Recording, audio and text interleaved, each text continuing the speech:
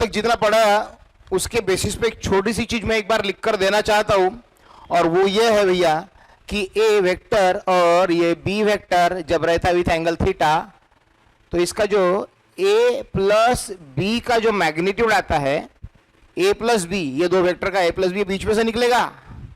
और अगर किसी ने बोल दिया ये दो वेक्टर जो है ए और बी, इसके बीच में एंगल थीटा है, इनका क्या निकालो बोला, अगर ए माइनस बी निकालो बोला, ए माइनस बी, तो ये बी को पहले नहीं इधर उल्टा कर देना, बी को उल्टा कर देना, माइनस भी कर देना, ये बी को माइनस भी कर देना, और फिर इनके दोनों के बीच में का एंगल फाइंड करके इसको उल्टा कर दिया, तो ये थीटा 30 डिग्री होगा, तो ये होगा 180 माइनस 30 यानी 150 हो जाएगा। और वो 150 का यूज करके फिर प्रॉब्लम सॉल्व करना। प्रॉब्लम सॉल्व करने के लिए मालूम है फार्मूला कौन सा है इसका, ए प्लस बी का मैग्नीट्यूड का formula A square plus B square plus twice A B cos theta. Okay, तो ये थीटा, ये वाला तो थीटा यहाँ पे चलेगा, ये थीटा तो यहाँ पे चलेगा when you have to find A plus B. But अगर आपको ए माइनस बी फाइंड करना हो तो ये थीटा नहीं चलेगा, ये थीटा नहीं चलेगी, नहीं चलेगी, ये थीटा की वैल्यू नहीं चलेगी, ये थीटा की वैल्यू आपको यहां पर डालना पड़ेगा। देखो अभी ज्यादा टेंशन मत लो, मैं जब न्यूमेरिकल्स कराऊंगा तो आपको और ध्यान में आएगा कि एग्जैक्टली मैं क्या बोलना चाहता हूं। अभी जस्ट बी टेंशन लेस, तो ये बात ध्यान में आएगी। दूसरी इंपॉर्टेंट बात आपको मालूम है, ए प्लस बी और ये ए माइनस बी, किसी भी दो वेक्टर का ए प्लस बी वाला आंसर जो रहता है उसका मैक्सिमम आंसर, ए प्लस बी का आंसर उसका सबसे बड़ा आंसर रहता है। ये इसका रिजल्टेंट जो निकलता है बेटा, इसका जो रिजल्टेंट निकलता है, ये इसका, ये तो हो गया, ये मैं मिटा रहा हूं, अभी इधर ध्यान दो। एक दूसरी चीज इंपॉर्टेंट, ये दो वेक्टर का जो रिजल्टेंट निकलता है, ये रिजल्टेंट जो निकलता है दो वेक्टर का, ये क्या रहता है, ए माइनस बी से, ए माइनस बी जो रहता है, ए माइनस बी जो रहता है, ए माइनस बी से बड़ा रहता है, और ए प्लस बी से छोटा रहता है। ए माइनस बी से बड़ा रहता है, ए प्लस बी से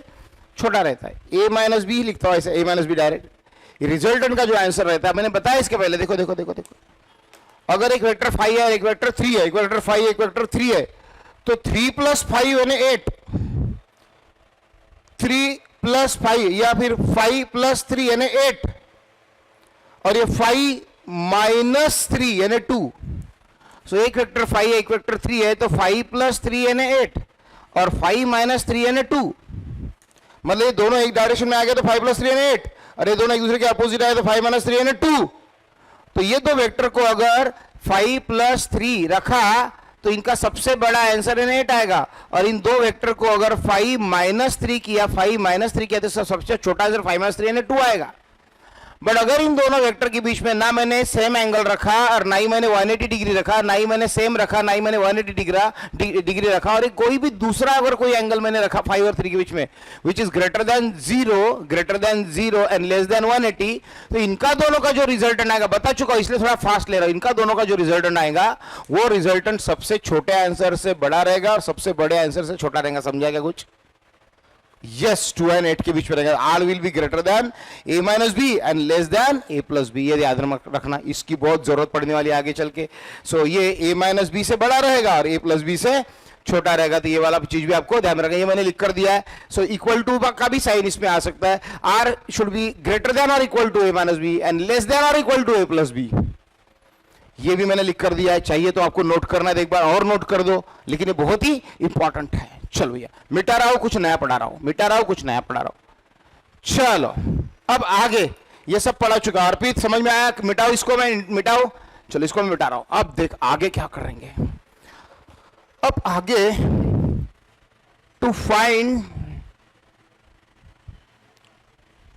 नॉन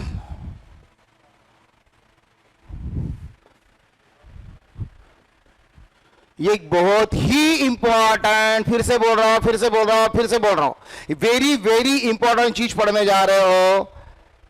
90% स्टूडेंट सॉल्व नहीं करेंगे। कितने एग्जामिनेशन देने वाले 90% स्टूडेंट नहीं सॉल्व करेंगे। आज जितने भी बच्चे मेरे क्लास में अवेलेबल है वो सब सॉल्व करेंगे। जैसे कि मैंने बोला, एक फोर्स है F, इसका ये दो कंपोनेंट है जिसके बीच में का एंगल कितना है 90 डिग्री। इसको मैंने बोला था एफ एक्स, याद है, एक्स एक्सिस वाला, और ये वाई एक्सिस वाला इसको क्या बोला था बेटा मैंने, एफ वाई बोला था, याद है। ये एंगल अगर मान लो थीटा है तो एफ एक्स का फॉर्मूला और एफ वाई का फॉर्मूला अभी भी तुम्हें याद है, फटाफट बोलो फटाफट बोलो। एफ का अगर रिजोल्यूशन इधर डालना होगा तो एफ कॉस थीटा आएगा, और एफ का रिजोल्यूशन अगर उधर डालना होगा तो एफ साइन थीटा आएगा। सही बात है। ये हो गया तुम्हारा एफ कॉस थीटा, ये हो गया तुम्हारा एफ साइन थीटा, ये हो गया एफ कॉस थीटा, ये हो गया तुम्हारा एफ साइन थीटा। इन दोनों कंपोनेंट को आई थिंक ऑर्थोगोनल कंपोनेंट बताए थे। ऑर्थोगोनल का मतलब चेतन जिनके बीच में का एंगल ऑर्थोगोनल कंपोनेंट है, एफ एक्स और एफ वाई, एफ एक्स और एफ वाई, एक्स और वाई एक्सिस में एंगल कितना रहता है 90 डिग्री। तो जो दो कंपोनेंट के बीच में आपस में एंगल 90 डिग्री रहेगा, जो दो कंपोनेंट के बीच में एंगल 90 डिग्री रहेगा, ऐसे दो कंपोनेंट को क्या बोलते हैं, ऑर्थोगोनल कंपोनेंट बोलते हैं। ऐसे तो कंपोनेंट की क्या बोलते हैं, और अनुश्री ऑर्थोगोनल कंपोनेंट बोलते हैं। बराबर है अनुश्री, सही बात है। लेकिन अगर मैं आपको ये बोल दूं कि अगर ये फोर्स एफ है, अगर ये फोर्स एफ है और यहां पे एक फोर्स चाहिए मुझे F1, ये एफ का F1 वाला कंपोनेंट, और दूसरा फोर्स मुझे चाहिए F2 वाला कंपोनेंट, और ये बीच में तुम्हारा फोर्स अगर F है, इस F के दो कंपोनेंट चाहिए। अगर मान लो कि ये वाला एंगल जो है θ1 है और ये वाला जो एंगल है θ2 है, और θ1 प्लस θ2 अगर तुम्हारा इक्वल टू 90 डिग्री नहीं है, θ1 प्लस θ2 90 डिग्री नहीं, मतलब ये 30 डिग्री है तो ये 60 नहीं है, ये 30 है तो ये 60 नहीं है, ये 30 है तो ये 50 है। मान लो कि ये 30 है तो ये कितना है बेटा 50 डिग्री है, मतलब ये टोटल कितनी है 80 डिग्री है, मतलब कितनी नहीं है, कितनी नहीं है दोनों की टोटल, तो 90 डिग्री नहीं है। अगर ऐसा होता होगा तो ये दोनों को क्या हम ऑर्थोगोनल कंपोनेंट बोलेंगे? नहीं बेटा, बिल्कुल नहीं बोलेंगे। तो ये दोनों को इस केस में अपन नॉन ऑर्थोगोनल कंपोनेंट बोलेंगे। अब मनीष इधर ध्यान देना बेटा। मनीष अब मुझे तू ये बता, अर्पित, मनीष, अनुश्री, चेतन, सब लोग, वैदेही, सुदीक्षा, याना, सब लोग इधर ध्यान देंगे बेटा। ओम श्री गिरवार मेरे को नहीं दिखा आज। ओम है क्या बेटा तू वहां पे? ओम कर दो। तो बेटा अगर ये 30 डिग्री और एक तरफ अगर 50 डिग्री है, मतलब they are not equal to 90 degree, मतलब they are not orthogonal component. अगर वो ऑर्थोगोनल कंपोनेंट नहीं, वेदांत, वेदिका ध्यान देना, ये अगर ऑर्थोगोनल कंपोनेंट अगर नहीं है, ओके प्रेजेंट सर, ओके ओम, तो फिर इसका F1 का जो आंसर है, देख मैंने इसको एफ एक्स और एफ वाई नहीं बोला भैया, चलो एक बार की तूने इसको एक्स एक्सिस बोल भी दी, बट क्या ये वाई एक्सिस है? नहीं, ये सर कौन सी वाई एक्सिस है? एक्स और वाई एक्सिस में तो एंगल हमेशा कितना रहता है सर 90 डिग्री रहता है। ये एक्स तो ये वाई है, इसको थोड़ी ना कभी वाई बोल सकते हैं। तो मतलब ये एक्स एक्सिस है लेकिन ये वाई नहीं है, मतलब क्या मैं इनको एफ एक्स एफ वाई बोल सकता, F X F Y component बोल सकता? नहीं बोल सकता। तो मतलब ये ऑर्थोगोनल कंपोनेंट नहीं हुए। फिर F1 और F2 का आंसर अगर मुझे निकालना है, ये F के ऊपर से F1 निकाला, लेकिन F के ऊपर से FX निकालने का फॉर्मूला बड़ा आसान है, F cos थीटा, क्योंकि ये राइट एंगल ट्रायंगल होने के कारण मैं जब यहाँ पे ऐसा परपेंडिकुलर डालता हूं तो ये राइट एंगल ट्रायंगल तैयार हो जाता है, और ये FX होता है, और ये FY यानी ये FY, ये FY यानी ये FY। फिर यहाँ पे sin theta is equal to opposite upon hypotenuse, cos theta is equal to adjacent upon hypotenuse. ऐसा करके मैंने FX is equal to F cos theta और FY is equal to F sin theta prove करवाया था, derive करवाया था। सही बात है। ओम ध्यान देना बेटा, बुझाड़े इधर ध्यान देना। लेकिन अब ये F1 है और ये F2 है, और इन दोनों के बीच में साला एक तो 90 डिग्री एडिशन भी नहीं आ रही, मतलब they are not here orthogonal component. Then how to find F1 and F2 in this case? बोलो how to find F1 and F2? तो बोलो ये F के ऊपर से F1 कैसा निकाले और F के ऊपर से F2 कैसा निकाले? बोलो क्या फॉर्मूला रहेगा? क्या F1 का फॉर्मूला F cos θ1 और F2 का फॉर्मूला F cos θ2 या F sin θ1 ऐसा कुछ रहेगा? सर क्या करे सर, ये तो अजब ही कर दिया सर, आपने तो चक्कर में डाल दिया सर, तोते उड़ गए भाई साहब। बोलो बोलो कैसा निकालेंगे? है ना प्रॉब्लम, आएगा कि नहीं प्रॉब्लम? तो ये प्रॉब्लम को आज मैं आपकी सॉल्व करा देता हूं, प्रॉब्लम को सॉल्व करा देता हूं, प्रॉब्लम को सॉल्व करा देता हूं। ये इसको कैसे हैंडल करने का अगर ये क्वेश्चन आया हुआ है, बहुत बच्चे छोड़ देते, नहीं तो क्या करते सीधा इसको F1 को F cos थीटा लिख देते और इसको F sin थीटा लिख देते। उनको फर्क ही समझ में नहीं आता कि भैया ये प्रॉब्लम कोई और था करके। इसको सॉल्व करवाता हूं, मजा आ जाएगा आपको, सॉल्व करवाता हूं। सुन लो भैया, थोड़ा बड़ा डायग्राम निकाल के सॉल्व करूंगा। मान लो ये तुम्हारा F है और तुम्हें निकालना है बेटा ये F1 और तुम्हें निकालना है बेटा ये थोड़ा सा अच्छा निकालेंगे, ये निकालना है बेटा तुम्हें F2। ये मान लो तुम्हारा अल्फा एंगल है और ये मान लो तुम्हारा बीटा एंगल है, और यहां पे लिख देता हूं here alpha plus beta is not equal to 90 degree, ऐसा क्वेश्चन है, मतलब 90 डिग्री नहीं है। तो इस क्वेश्चन को सॉल्व करने का तरीका हमें बताना है। सुनो सुनो सुनो सुनो मेरे से दुनिया वालों, सुनो। ये F1 की पैरेलल लाइन यहां पे निकालनी है, F1 को उठा के यहां पे रखना है। F1 की पैरेलल लाइन यहां पे निकालनी है और ये F2 वाली पैरेलल लाइन यहां पे निकालता। खुपच खुपच खुपच खुच खुच खुच खुच खुच खुच। F2 की पैरेलल लाइन यहां पे निकालनी है और इनके दोनों के इंटरसेक्शन में से ये तुम्हारा F ऐसा पास होगा। समझने ने क्या किया, F1 की पैरेलल लाइन यहां पे निकाली वेदिका, F2 की पैरेलल लाइन यहां पे निकाली बेटा, मतलब ये F2। तो क्या मैं इसे भी F2 बोल सकता हूं? हाँ बोल सकता हूं, F2 F2 F2 F2। सुन ले सुन ले सुन ले। उसके बाद ये जो ट्रायंगल तुम्हारा दिख रहा है, इसको मैं कुछ भी नाम दे दूं यार, ओ ए बी सी। ये ट्रायंगल जो तुम्हारा ओ ए सी है, ओ ए सी ओ ए सी ओ ए सी ओ ए सी ओ ए सी वाला जो ट्रायंगल है, उस ट्रायंगल में ये अल्फा है। ये वाला एंगल आप में से फटाक से 1 सेकंड का भी लेट न कर दे, कौन बताएगा? फटाक से कौन बताएगा? फटाक से कौन बताएगा? बोल बेटा ये एंगल। अरे बोल यार, ये एंगल बोल, अरे जल्दी बोल। बीटा रहेगा भैया, alternate angle. Truck truck truck truck truck truck truck truck. ये बीटा तो ये बीटा, ये तो पहले ही मैंने बोला है अल्फा, ये अल्फा ये बीटा। बेटा वैसे तू ही बता दे फिर ये वाला कितना। अरे नहीं आया, अरे नहीं आया, अरे नहीं समझ में आया, ये कितना? अरे भैया ये कितना? अरे आया तो बोल, आया तो बोल, नहीं तो मत बोल। अरे आया क्या? वो वाला बोलो एंगल जो ए के पास है, ए के पास 180 minus alpha plus beta. Shriram Shriram है चेतन, वेरी वेरी गुड बेटा, वेरी वेरी गुड बेटा।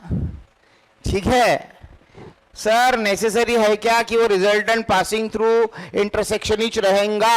हाँ बेटा, अगर मान लिए ऐसा फोर्स है और ये मान ले ऐसा फोर्स है, इसके बीच में एंगल जो 90 डिग्री नहीं है, तो भी इसकी पैरेलल लाइन में यहाँ पे निकालूंगा, इसकी पैरेलल लाइन में यहाँ पे निकालूंगा, तो रिजल्टेंट इधर से पास होगा पक्का, पक्का में से पक्का।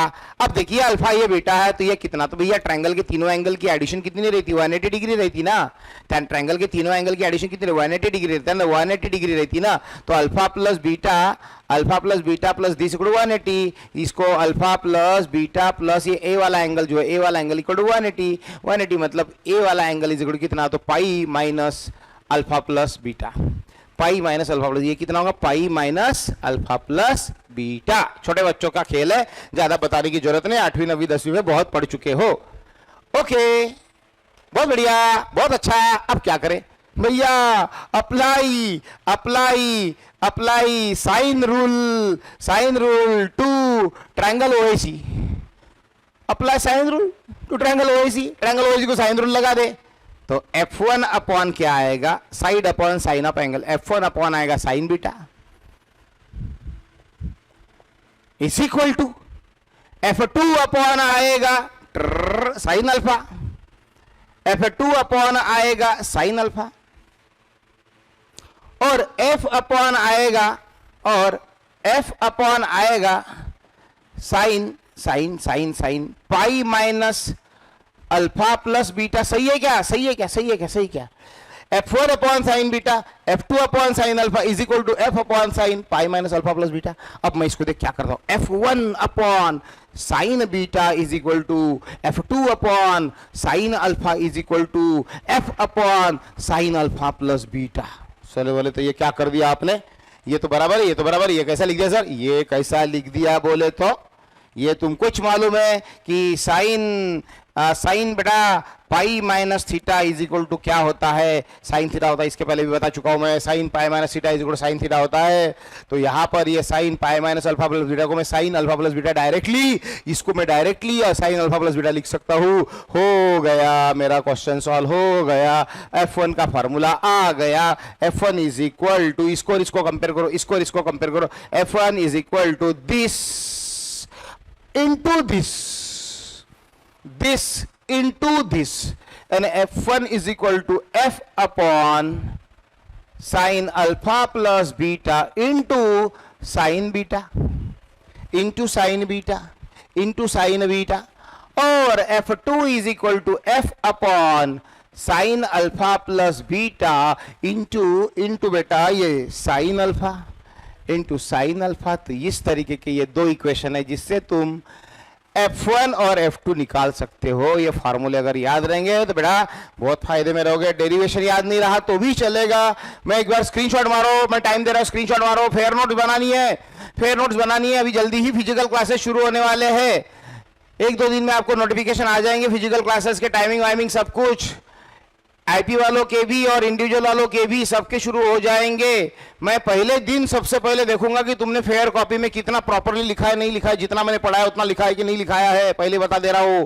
सो f1 और f2 के फार्मूले बना दिए। अब याद रखने का तरीका देखो, स्क्रीनशॉट हो गया। याद रखने का तरीका देखो, याद रखने का तरीका देखो भाई। याद रखने का तरीका बहुत आसान है। ये तुम्हारा f1 फोर्स, ये तुम्हारा f2 फोर्स, और ये तुम्हारा f वाला फोर्स। ये मान लो अल्फा है, ये मान लो बीटा है। तुम्हें f के ऊपर से क्या क्या निकालना है, f1 निकालना है और f2 निकालना है, जो कि तुम्हारे नॉन ऑर्थोगोनल कंपोनेंट है। सो f1 का फॉर्मूला लिखने का तरीका बता रहा हूं। f1 in the form of f, क्या बोला, f2 in the form of f। क्या लिखा, क्या लिखा, क्या लिखा, f1 in the form of f। f1 कितना, आउट ऑफ f, f में से f1 कितना, f में से f2 कितना, f1 in the form of f, f2 in the form of f। Upon में क्या, अपॉन में sine alpha plus beta, upon में क्या, अपॉन में साइन अल्फा प्लस बीटा। दोनों तरफ सेम, दोनों तरफ same. Sign alpha plus beta upon में दोनों में सेम, दोनों में सेम। न्यूमरेटर में क्या, f1 का फार्मूला लिखना होगा तो न्यूमरेटर में क्या, f1 का फार्मूला लिखना होगा तो न्यूमरेटर में क्या। तो f1 का फार्मूला लिखना होगा, f1 का फार्मूला लिखना होगा तो न्यूमरेटर में साइन बीटा,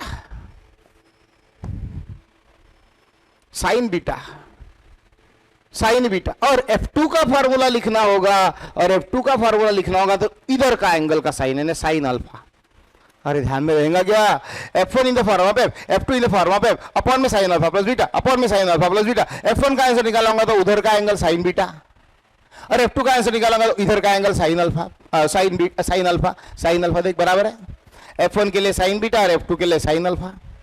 इसका उल्टा याद रखो, आपका फटाफट क्वेश्चन सॉल्व हो जाएगा। जैसे कि देख, अगर मैं अभी यहाँ पे बोलता हूँ ये 10 न्यूटन का फोर्स है और ये एंगल बेटा है तुम्हारा 20 डिग्री और ये एंगल तुम्हारा है बेटा 30 डिग्री, तो ये f1 की वैल्यू कितनी, find the non orthogonal component f1 and f2, ये दोनों को निकालना है। ये तुम्हारा एग्जाम्पल है, ये तुम्हारा एग्जाम्पल। तो ये एग्जाम्पल मैं कैसे करूंगा, देख डायरेक्ट लिख रहा हूं, f1 in the form of f, f2 in the form of f, fn10 upon में क्या, अपॉन में क्या, sine 20 plus 30, sine 20 plus 30 upon में क्या, साइन 20 प्लस 30 अपॉन में क्या, साइन 20 प्लस 30। न्यूमरेटर में क्या, f1 के लिए इधर का वाला एंगल का साइन यानी साइन 30, और f2 के लिए क्या, उधर के एंगल का साइन यानी साइन 20।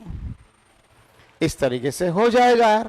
मतलब अगर चल बाद में चल के इसको सॉल्व करेंगे तो तुम्हारा f1 का आंसर क्या आएगा बेटा, साइन 30 अपॉन साइन 50 इंटू 10, ये साइन 50 आएगा ना। और f2 का फॉर्मूला तेरा क्या आएगा, f2 का आंसर साइन 20, ये साइन 20, ये साइन 20 अपॉन साइन 50 इंटू 10, ऐसे दो आंसर आ जाएगा। साइन 50 ये, साइन 50 ये, और ऊपर साइन 30, ऊपर साइन 20, और ये 10 हो गया। अब जो ये साइन 30 1/2 होता है, साइन 20 तुम्हें याद नहीं होगा, लॉग टेबल से देखना पड़ेगा। साइन 50 याद नहीं होगा, लॉग टेबल से देखना पड़ेगा। लॉग टेबल वगैरह सब बाद में बताता हूँ, अभी पहले फ्रेमवर्क करा के दे रहा हूँ। स्ट्रक्चर पहले देखो न्यूमेरिकल का, किस तरीके से हम सॉल्व कर रहे हैं। सो एक नॉन ऑर्थोगोनल कंपोनेंट की प्रॉब्लम को कैसा टपकाया जाए वो मैंने आपको अच्छी तरीके से बता दिया है भैया। ओके, चले आगे चले, कुछ नया पढ़ते हैं। चलो आगे चलते हैं, स्क्रीनशॉट मारो भैया। चलो आज कुछ तूफानी करते हैं, आज कुछ तूफानी करते हैं, आज कहीं तूफानी करूँ या, हाँ ठीक है। मराठी वाली आड़ मस्त मजा आती ना देखने में। ऋतिक रोशन की है कि किसकी है, तूफानी करते हैं। चलो अब चालू हो गए हमारे इस चैप्टर के न्यूमेरिकल्स। चेतन, चेतन भाई चल अब न्यूमेरिकल एग्जाम्पल लेता हूं एक एक। मैंने बहुत सारे तुमने डाउट भेजे हैं मुझे मालूम है। चेतन, अनुश्री, हर्षा, अश्मित, ईशा, बहुत बहुत लोगों ने डाउट भेजे हैं। मैंने डाउट सॉल्व करके भेजा नहीं है। टेंशन मत लो, मैं कहाँ जाऊंगा यार, इधर ही तो हूं मैं, कहाँ भागूंगा, कहाँ भागूंगा, आप भागने थोड़ी ना दोगे। सो मैंने डाउट बेटा इसलिए नहीं लिए, मुझे पढ़ाने दो पढ़ाने दो पढ़ाने दो, तुम्हें ध्यान में आ जाएगा। उसमें से आधे से ज्यादा डाउट तुमने खुद ही खत्म कर दिए, क्योंकि फिजिक्स में कैसा ना सब मिसलानियस रहता है यार। ऐसा नहीं कि ये टाइप पढ़ा है इसके न्यूमेरिकली, वो टाइप पढ़ा है उसके न्यूमेरिकली, उसमें सब आड़ा टेढ़ा होते रहता है। ये इसके ऊपर डिपेंड रहता है, उसके ऊपर डिपेंड रहता है। सो जो तुमको डाउट्स मैंने तुमने जो मुझे डाउट्स दिए है, वो डाउट मैं इसलिए नहीं ले रहा हूँ क्योंकि मैं जब आगे आगे पढ़ाऊंगा ना, उसमें से आधे से ज्यादा डाउट तुम्हारे खुद ही समझ में आ जाएंगे। और इसलिए बचे हुए जो डाउट रहेगा, मैं चैप्टर जिस दिन खत्म होगा उसके लगे तो एक छोड़ के दो दिन दूंगा। मैं पूरे डाउट कराने के बाद ही, एक दिन की गैप देने के बाद ही टेस्ट रखूंगा। ओके, हाँ चलो आगे चलो भैया आगे चलते हैं। देख भाई, आधा अधूरा चैप्टर पढ़ाना और वो फटाक से टेस्ट लेना, वो कुछ मुझे जमता नहीं। बहुत लोग ना पेरेंट्स ने बोलने को ना, बाप रे हमारे सर ने तो टेस्ट भी ले ली, हमारे सर ने तो ना फटाफट टेस्ट वगैरह भी ली, कितना प्रॉम्प्ट इंस्टीट्यूट है। ऐसा बोलना चाहिए और अपने को गुडविल मिलना चाहिए और इंप्रेशन जमना चाहिए करके जोर जबरदस्ती से आधा अधूरा चैप्टर फटाफट खत्म करके टेस्ट लेना, मुझे मेरे दिमाग को कुछ पटता नहीं है। भाई पढ़ाना है तो कोई भी चैप्टर पूरा फुल टू पढ़ा डालो, सो दैट बच्चों को एक सेटिस्फैक्शन मिले। थोड़ा फिर 2 दिन ज्यादा लगे तो चलता है, लेकिन मैं टेस्ट लूंगा पूरा चैप्टर पढ़ाने के बाद ही लूंगा। ओके, लगे तो एक छोड़ के दो टेस्ट लूंगा, टेंशन मत लो उसका। ओके चलो इधर ध्यान। सो एग्जाम्पल मैं ले रहा हूं बेटा, एग्जाम्पल मैं ले रहा हूं। एग्जाम्पल है तुम्हारा, if magnitude of a plus B is equal to magnitude of a minus B, then angle between a plus B. क्या समझ में आया कुछ? क्या बोला नहीं समझा? If magnitude of a plus B, exam question है बेटा तुम्हारा, if magnitude of a plus B is equal to magnitude of a minus b, then find the angle between a and b। मस्त क्वेश्चन है, मस्त question है, बहुत बार आया, 5 हो गया एग्जामिनेशन में, इतने बार आया, अभी 5 हो गया। होमवर्क में आया था क्या? हाँ बढ़िया, मैंने बोला ना ऐसे क्वेश्चन रहेंगे बेटा बहुत सारे कि तुम बोलेंगे सर अब तुम्हारे सॉल्व हो गए, इसलिए मैंने डाउट सॉल्व नहीं करवाया। सुनो ए प्लस, अभी देखो ना, आदत लगाओ, पहला एग्जांपल है यार अपना, बहुत दिन के बाद। सो मैंने मतलब थ्योरी सारी हो गई, अभी धड़ाधड़ न्यूमेरिकल मेरी थ्योरी होगी। थ्योरी होने के बाद मैं चैप्टर एंड नहीं करता हूँ। बहुत लोग थ्योरी पढ़ा दी, उनको लगता हो गया मेरा चैप्टर। नहीं बेटा, ओनली थ्योरी पढ़ाने से बच्चे इतना दिमाग नहीं लगा पाते न्यूमेरिकल सॉल्व करने पर। बच्चों के सामने ना 10, 15, 20, 25 न्यूमेरिकल करके दिखाने पड़ते हैं। अरे देखो भैया सर कैसा दिमाग लगा रहे, सर उसको कैसे अप्रोच से सॉल्व कर रहे हैं, सर किस अप्रोच से इसके साथ मतलब फेस करते हैं, ये तुम्हें मैं दिखाऊंगा, तुम मुझे फॉलो करो कि सर जब कोई क्वेश्चन आता है तो क्या सोचते हैं, शुरुआत से क्या सोचते हैं। अच्छा ऐसा सोचना पड़ता, तब जाके न्यूमेरिकल गलत नहीं होता, तब जाके न्यूमेरिकल का अर्थ समझ में आता, मीनिंग समझ में आता। ये आदत लगाने के लिए तुम्हें मैं करके दिखा रहा हूं, एक एक क्वेश्चन। फिर बाद में तुम्हें मैं न्यूमेरिकल की शीट दूंगा एमसीक्यू, तो फिर तुम्हें मजा आएंगी। अगर आज के डेट में मैं डायरेक्टली तुम्हें, अगर मैंने भैया स्केलर वेक्टर मेरा खत्म हो गया ये शीट ले लो, तो तुम्हें ना 50% भी क्वेश्चन नहीं आएंगे। सो क्वेश्चन सॉल्व, अलग अलग वैरायटी ऑफ क्वेश्चन तुम्हारे सामने डिस्कस करने जा रहा हूं। यहां से हमारे ऑब्जेक्टिव क्वेश्चंस की प्रैक्टिस शुरू हो चुकी है। ओके, तो वेक्टर ए प्लस बी का magnitude is equal to vector A minus B का मैग्नीट्यूड अगर सेम है तो angle between vector A and vector B क्या होगा? क्या रहता ना, मैक्सिमम आधे से ज्यादा आंसर इस क्वेश्चन के अंदर ही छुपा रहता है। ध्यान रखना क्या बोल रहे हैं, देख इधर मैं लिखता हूं, सॉल्यूशन में लिखता हूं। मैं सॉल्यूशन में क्या लिखूंगा यार, vector A plus vector B का mod is equal to vector A minus vector B का मॉड। तो यार जो तुम्हें समझता है वो लिखो, vector A plus vector B का मॉड, यानी vector A plus vector B का फॉर्मूला तुम्हें पता है क्या है, A square plus B square plus twice A B cos theta, क्योंकि थीटा निकालना है ना तुम्हें, मतलब थीटा निकालना है तुम्हें, angle between A and B निकालना है। सही है ना, मैग्नीट्यूड ऐसे ही लिखते ना। ओके, और इधर क्या लिखेंगे, a माइनस बी का मैग्नीट्यूड क्या है, A square plus B square minus twice A B cos theta. Ashmit समझ में आया बेटा? अश्मित समझ में आया? चेतन, अश्मित, वैदी, याना, सुदीक्षा, सब लोगों को समझ में आया क्या? ईशा, ओके सब लोग, अनुश्री, प्रणीता, ठीक है चलो, दीप्ति, शर्वरी बेटा जम रहा है सब, हर्षा, ओके ओके बेटा ध्यान देना अच्छे से, दोनों तरफ का रूट काट दूं स्क्वेयरिंग करके, squaring both sides, A square plus B square plus twice A B cos theta, A square plus B square minus twice A B cos theta. सही बात है। ओके ओके, इसने इसको मार दिया, इसने इसको मार दिया, तो twice A B cos theta minus twice A B cos theta इधर लेके आओ, twice B cos theta plus twice A B cos theta, यानी 4 ए बी कॉस थीटा हो जाएगा भाई साहब। भाई साहब, भाई जी बहन जी, इधर ध्यान दो, 2 A B cos theta plus 2 A B cos theta, इधर कुछ नहीं बचा, इधर इल, इधर इल। सो भैया cos theta is equal to 0 upon 4 A B, नीचे आया, ये वाला पार्ट नीचे आया, 0 upon anything, 0 upon anything is 0। cos theta 0 होने का मतलब बच्चों cos 0 cos 90 is equal to 0 होता है, cos 90 अच्छे से पता है मेरे बच्चों को, cos 90 0 होता है, इसका मतलब ये थीटा की वैल्यू 90 डिग्री होगी, या फिर π/2 मेरा आंसर। क्या किया भैया ने, इसको कौन सा तीर मार लिया, जैसा दिया था बस उसको लेके मैंने कंटिन्यू किया बेटा वैसे, है ना। क्या किया मैंने, इसके जगह इसकी वैल्यू लिखी, इसकी जगह इसकी वैल्यू, अपने आप खत्म भी हो गया, मेरे को तो पता भी नहीं चला।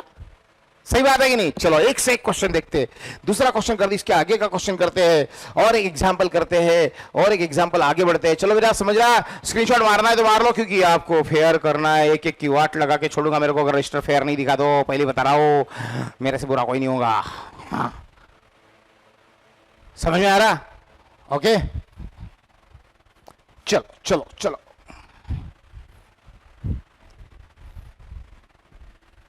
चलो भैया,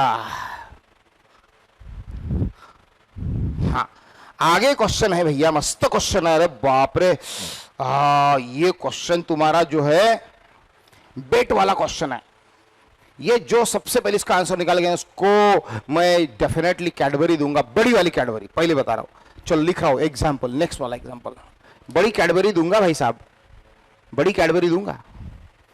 mod of A dot B, और दिया है minus mod of A bar minus B bar, यानी vector A minus vector B. समझ आ रहा है ना क्या लिख रहा हूं। Okay okay okay okay okay okay, कुछ कुछ छूटना नहीं चाहिए बेटा, कुछ छूटा, इसका स्क्वायर है और इसका स्क्वायर है, दोनों का भी स्क्वायर है, तो इसका आंसर जो है बेटा इधर लिखता हूं, ए बी सी डी में लिखता हूं, इसका answer A B C D में लिखता हूं, मैं इधर ए बी सी डी में लिखता हूं, इसका answer A square B square cos 2 theta, इसका दूसरा आंसर बेटा A square B square sin 2 theta, इसका तीसरा आंसर बेटा A square B square tan 2 theta. Example example भैया, A square B square cot 2 theta, मस्त क्वेश्चन है, एग्जाम क्वेश्चन है। चलो इसके लिए आपके लिए ब्रेक तो बनता है भैया, चलो स्टार्ट हो जाओ भैया, चालू हो जाओ चालू हो जाओ चालू हो जाओ, बंद कर सकते हो, जब तक चालू है बंद कर सकते हो। फॉर्मूला क्या होता है, ए बी कॉस थीटा होता है, ए बी कॉस थीटा, उसका क्या है भैया, तो स्क्वायर है, माइनस ए माइनस बी का फॉर्मूला मालूम होगा आपको, A minus B under root of, अरे ए माइनस बी पता है कि नहीं, under root of A minus B का फॉर्मूला सबको पता है कि नहीं, अंडर रूट ऑफ क्या रहता है, A square plus B square. चेतन भाई साहब आपका गलत हो गया, हाँ सानिया इधर ध्यान दे, A square plus B square minus twice A B cos theta. हाथ जोड़ के नमस्कार करो, 2 चम्मच पानी डालो, हल्दी कुमकुम लगाओ, इधर जाओ। सो ए डॉट बी का मतलब ए बी कॉस थीटा, उसका स्क्वायर, ए माइनस बी का अब बिच पढ़ाया था, A square plus B square minus twice B cos theta, उसका भी स्क्वायर। अब उसके बाद आगे बढ़ते, A square B square cos square theta, A square B square cos square theta, minus minus इसका रूट हट जाएगा, A square plus B square minus twice A B cos theta. समझ में आया क्या, सावी सावी सावी तेरा करेक्ट है बेटा, सावी बहुत बढ़िया, A square B square cos square theta minus sine से ब्रैकेट को मल्टीप्लाई करो, माइनस साइन से minus A square minus B square minus minus plus twice A B cos theta. अब देखो भैया थोड़ा सा ध्यान देना पड़ेगा, थोड़ा सा ध्यान देना पड़ेगा। ये minus A square plus B square twice B minus twice B cos theta को मैंने स्क्वायरिंग करके रिमूव कर दिया था, स्क्वायरिंग करके मैंने रिमूव कर दिया था। अब यहाँ पे ए स्क्वायर बी स्क्वायर अगर मैं यहाँ पे कॉमन लेता हूं, अगर ए स्क्वायर बी स्क्वायर अगर मैं यहाँ पे कॉमन, कुछ छूट गया क्या रे? कुछ छूट गया क्या? नहीं कुछ छूट गया क्या? नहीं छूट गया। ए स्क्वायर बी स्क्वायर अगर मैं कॉमन लेता हूं, अरे दूसरा वाला मैंने कुछ, अरे यार थोड़ा सा कुछ गलत लिखा यार मैंने, सॉरी थोड़ा सा गलत लिखा यार मैंने, क्वेश्चन गलत दिया यार मैंने, क्वेश्चन थोड़ा सा कहीं देने में, एक मिनट चेक करने दो थोड़ा सा, मैंने जल्दी जल्दी में क्वेश्चन लिखा, थोड़ा सा एक मिनट चेक करे दो बेटा मेरे को। पहला वाला क्या था? ए प्लस बी, नहीं ये तो वाला क्वेश्चन हो गया मेरा। हाँ यार क्वेश्चन थोड़ा सा बेटा यहाँ पे माइनस है ना,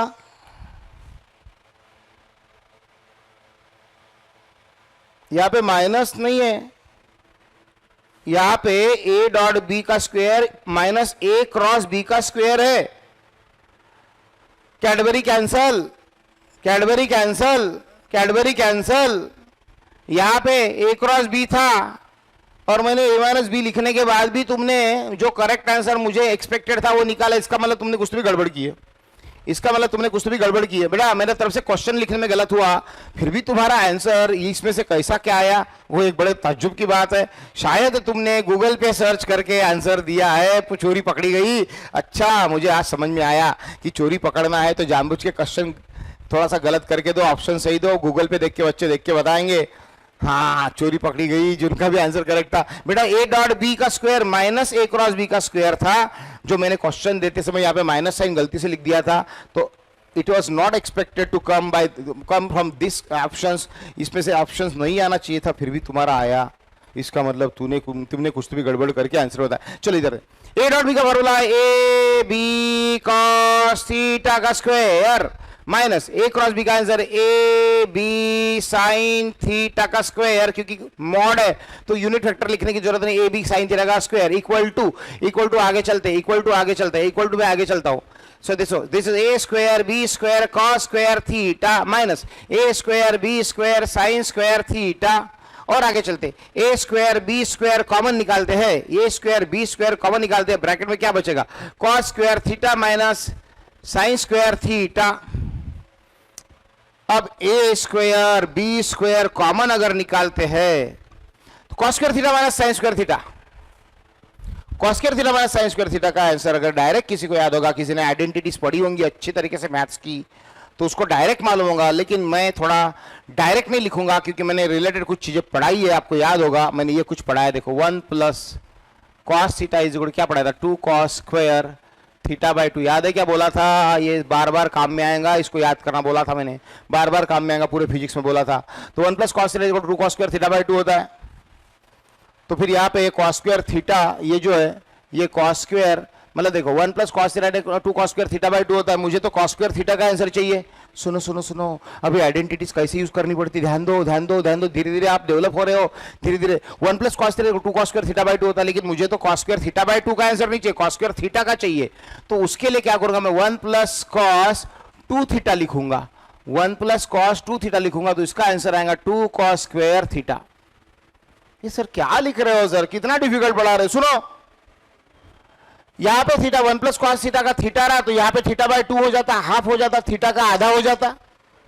तो मैंने यहां पे 2 थीटा कर दिया, तो 2 थीटा का आधा थीटा आएगा, थीटा का हाफ अगर थीटा बाई 2 आ सकता है तो 2 थीटा का हाफ 1 थीटा आएगा। और इस तरीके से मुझे कॉस थीटा का रिप्लेस, कॉस स्क्वायर थीटा का रिप्लेसमेंट मिल जाएगा 1 plus cos 2 theta upon 2। cos square theta is equal to 1 plus cos 2 theta upon 2, 1 plus cos 2 theta upon 2। समझ में आया? हाँ, ये इवैल्यूएशन याद रखना। उसी तरीके से देख 1 minus cos theta is equal, मैंने बताया था आपको 2 साइन स्क्वायर थीटा बाई 2 लिख कर दिया है कि नहीं? चेक करो।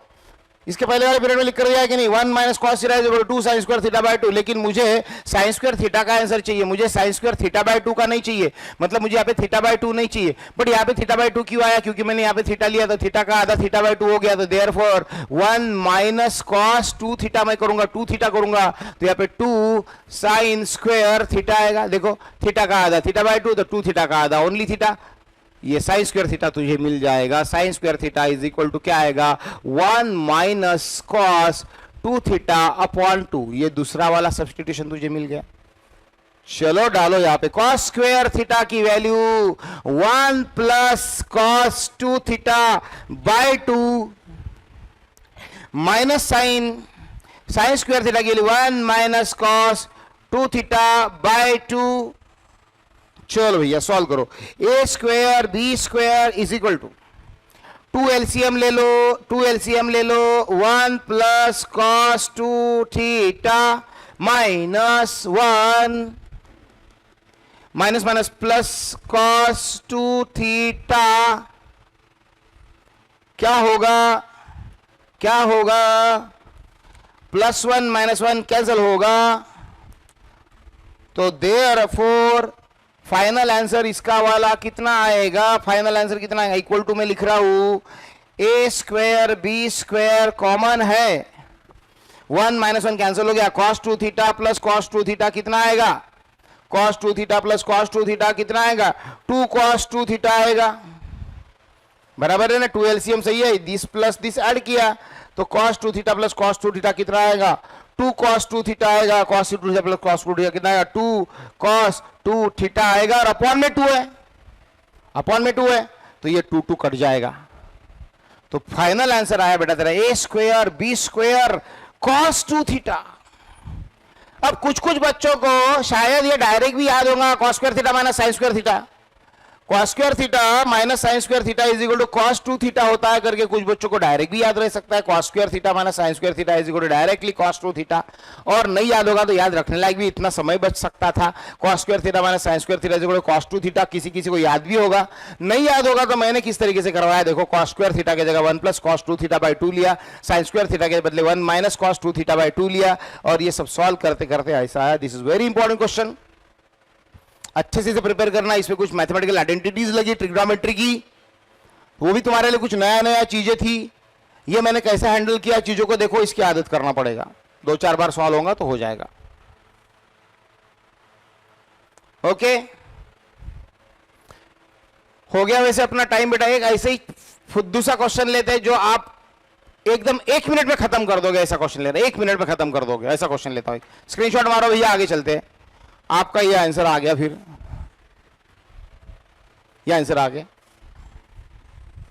एक छोटा सा क्वेश्चन लेता बेटा, एकदम छोटा सा क्वेश्चन ये है, a cross b is equal to a cross b, mod of a cross b is equal to a dot b, वो ऑलरेडी भी मैंने डिस्कस किया हुआ है, mod of a cross b is equal to a dot b, vector a dot vector b, बस इतना ही दिया हुआ है।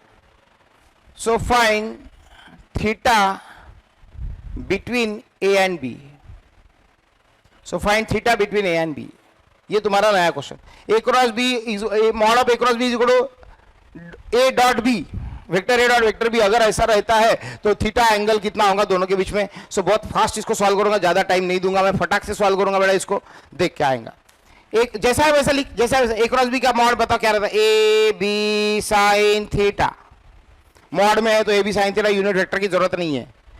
ए डॉट बी का आंसर मानो A B cos theta, mod of A cross B A B sine theta, और A dot B तो A B cos theta रहता ही है, A B B cancel, sine theta upon cos theta यानी क्या, sine theta upon cos theta यानी tan theta, और ये कॉस थीटा इधर है, मतलब यहाँ पे क्या 1, तो थीटा इज इक्वल टू कितना बेटा 45 डिग्री यानी π/4 इज आवर आंसर।